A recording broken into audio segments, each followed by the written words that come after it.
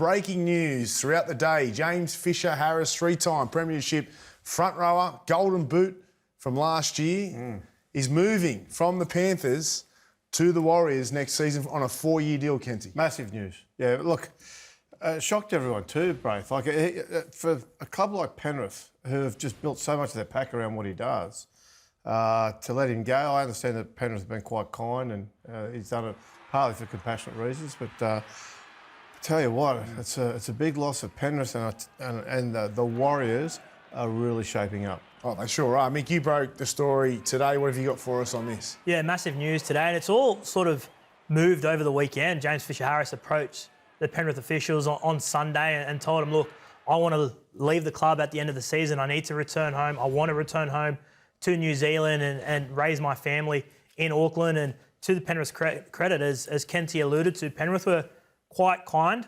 and receptive. Obviously, they were a little bit surprised and shocked by it, but we've seen this situation play out so many times where there's a fallout between the club and the player, and the club tries to hold the player to ransom a little bit. That didn't happen in this situation. It's a clean-cut break. They haven't asked for a transfer fee. They didn't engage for a player swap. They didn't ask for anything like that from the Warriors. They just said, James Fisher-Harris, thank you for your service and good luck. Did it shock the Panthers? So this has only happened over the past few weeks, or has it been kind of there for a while? I think it's been sitting with James for the last couple of weeks, if not months. He's very close to Stacey Jones, the assistant coach at the Warriors, and the New Zealand Test coach, where James Fisher-Harris is the skipper, and is also close with Andrew Webster, the Warriors coach. So there's no doubt there's been informal talks between those sort of guys to get the lay of the land. And you don't have to be Einstein to work out that the Warriors have money because of Adam Fanua-Blake's contract that it's still vacant there. But it only evolved on Sunday when Cameron George's, the Warriors CEO's phone rang, and he was told this could be a chance of happening. Yeah. And it moved so fast that Cameron George flew out to Sydney today, met James Fisher-Harris for the first time, signed the papers, jumped back on the plane to Auckland, job done, with a marquee signing for the next 4 years. Awesome for the Warriors hoops, losing Adam Fanua-Blake and thinking, well, where to now? And they pick up arguably the best front rower in the game in Fisher-Harris. It's worked out pretty well for them. Well, they're on the upward trajectory, aren't they? And in the recruitment space, the Warriors have been very astute over the course of the last 18 months. To add Roger Tuivasa Sheck, Kurt Capewell in the back row this season, and now to pick this bloke up as the ideal replacement, like for like, with Fanua-Blake now leaving the club to go to Cronulla. It's smart recruitment, and they've really sharpened up in that space. When they were drawing up that short list for Adam Fanua-Blake, they asked Penrith, would you swap him for James Fisher-Harris all those months ago? And Penrith laughed it off a little bit, as you would have back then, because they had no intention of leaving or letting James Fisher-Harris go. But when they were drawing up that list, that's the type of player they were after, because it's very rare that you lose a player of Adam Fanua-Blake's calibre, that you replace him with someone arguably better than Adam Fanua-Blake. And the Warriors have been patient. They went for Braden Hamlin-Uele from the Sharks, and they offered him a bumper deal. It was around $700,000 to $750,000 a year for 4 years. He knocked them back, and lucky he did, because if he didn't, they wouldn't have had this money sitting there for James Fisher-Harris now. You think of the great modern-day front row combinations, and this is where Penrith have now got a real life challenge on their hands. What Moses Leota and James Fisher-Harris have been able to do at that Panthers side, Braith, that's up there with all the best front rowers who've ever played the game. The way they can intimidate and enforce and win big games. You go back to that grand final against Parramatta, you go back to the grand final last year.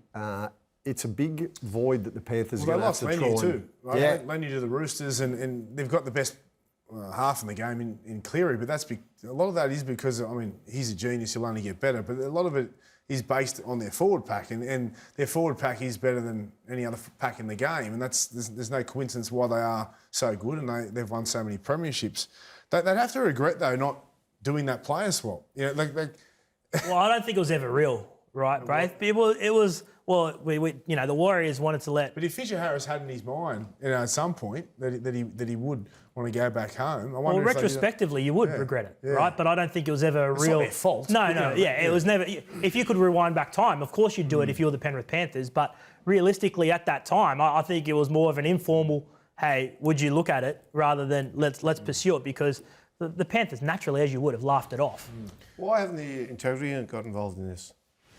integrity Why of do it. the Why would integrity they? of it? Well, he had 2 years to run at Penrith. He's not allowed to negotiate under NRL rules, and suddenly goes to Penrith and says he's got a deal with New Zealand. He wants to go. No, I think he asked for the release on Sunday, and that evolved from there, and it was only done today. So he's just out of the blue, asked for a release, and suddenly the Warriors were there 2 days later. Well, you know that he knew that the Warriors had the money.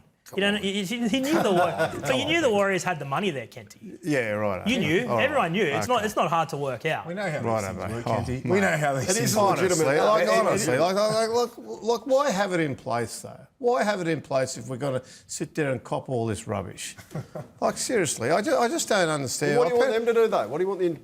Well, just fine a club. Just fine a club. So you know what? You're actually not allowed to go out and negotiate with a player, convince him to leave a club with 2 years after this year still remaining on his contract. And we're just going to sting you for a bit because you know what?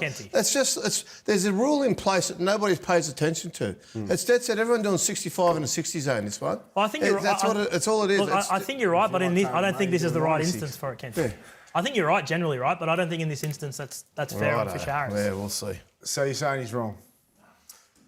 I'm not brave enough to say Back yourself, Mick. Come on, man. Tell me I'm wrong. Take him on now. The premiership window here for the Warriors is unbelievable. I mean, they've got a chance this year. Many believe they can win the comp this year. I think they've got a chance of that. And then you add to that this man here. Yeah. They are well and They'll truly. be competition favourites next year. Is that you believe they will? 100%. They'll be competition favourites. Look, I think they'll go deep this year, and as long as they don't sort of drop their lollies. But next year, you put Fisher Harris back in that side with what they're already doing. Okay, they are playing a really attractive style of football. They're playing a disciplined style of football, which has been everyone's been waiting for so long to see out of the Warriors. They're going to have among the best forward pack, if not the best forward pack next season.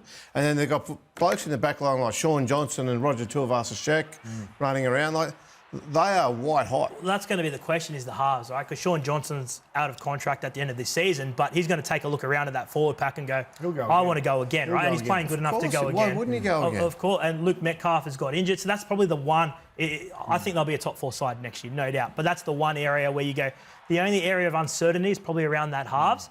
Wade Egan at hooker continues to go to a next level, probably the most improved player in the competition in the past 24 months. He has been. Wade Egan. And you look at this signing and you look at the Warriors' greatest ever signings and, he might finish it. We're talking Roger Tuivasa-Sheck in his prime when he left the Roosters. Ruben Wiki, Steve Price, Tohu Harris. These signings that they made. But James Fisher-Harris is arguably the best prop in the game at 28, the Kiwi Test captain. So not only the impact it's going to have for the Warriors on the field, but what it's going to do for them off it. Exciting times for the Warriors.